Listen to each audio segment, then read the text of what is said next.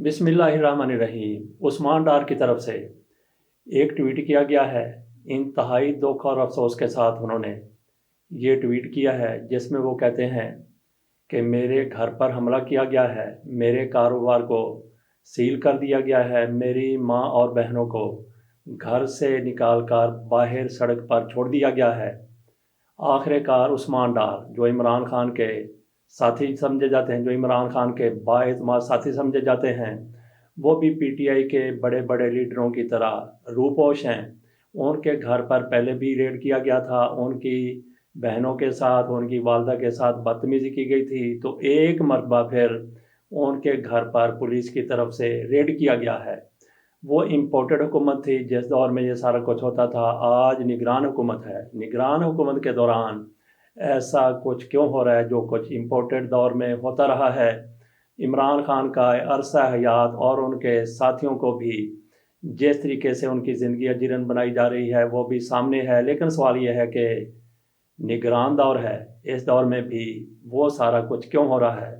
सबसे पहले चलते हैं हम उस्मान डार के उस ट्वीट की तरफ जिसमें उन्होंने अपना दुखड़ा रोया है। वो क्या कहते हैं ज़रा सुनिए। वो कहते हैं, सियालकोट में मेरा घर, फैक्ट्री, कारोबार मुकम्मल सील कर दिया गया है। जिनाह हाउस, उस्मान डार कहते हैं कि जिनाह हाउस पर रेड किया गया। लाहौर वाला जिनाह हाउस नहीं जिसको जला दिया गया था, बल्कि ये सियालकोट में उस्मान डार का घर है जिसको उन्होंने जिनाह हाउस का नाम दे रखा है। जिनाह हाउस का एक तकद्दस अमूमन समझा जाता है।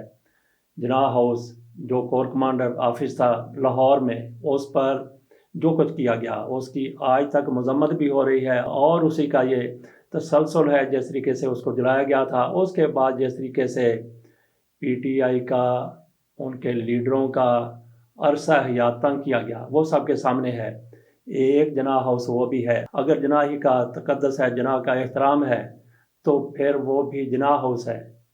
आगे चलते हैं, उन्होंने फिर मजीद क्या लिखा है। वो कहते हैं, जिनाह हाउस समेत हर किस्म की प्रॉपर्टी को सील करके मेरी बूढ़ी वालदा, अहले खाना और बच्चों को घर से निकाल दिया गया है। मेरे घर की पर्दादार खवातीन बच्चों को घर से निकाल कर सड़क पर छोड़ दिया गया।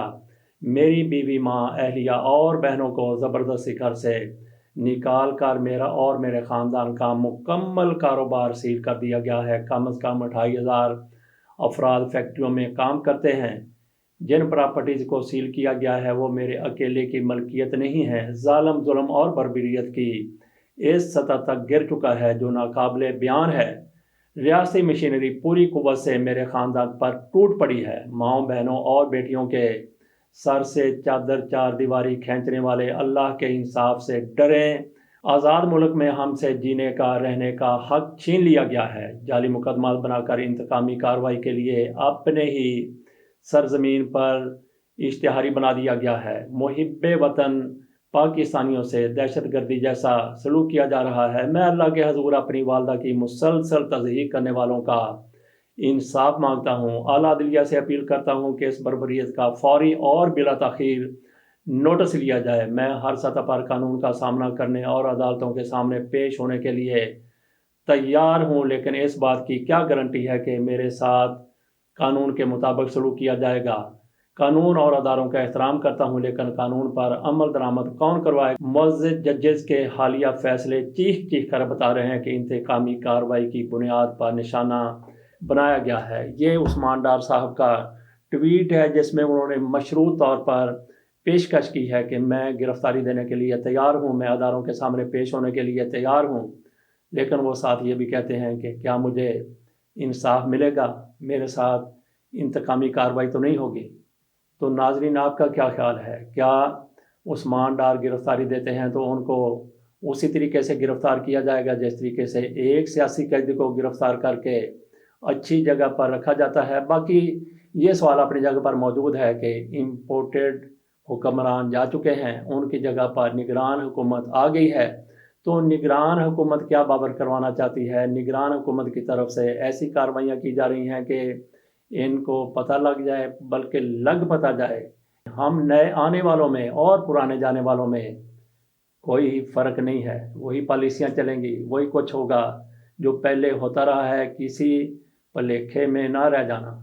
वो इम्पोर्टेड हुक्मरान जा चुके हैं, उनकी रूहें मौजूद हैं। جو ان میں نگرانوں میں حلول کر گئی ہیں، لہٰذا اپنے آپ کو پی ٹی آئی والے تیار رکھیں کہ ان کے ساتھ کسی قسم کی بھی نگرانوں کے آنے سے رعایت نہیں ہوگی۔ اور جہاں تک عثمان ڈار کی طرف سے اللہ سے انصاف مانگا گیا ہے، تو جو لوگ بھی زیادتی کرتے ہیں، ظلم کرتے ہیں، بربریت کا مظاہرہ کرتے ہیں، یہ ناظرین بربریت نہیں تو پھر اور کیا ہے؟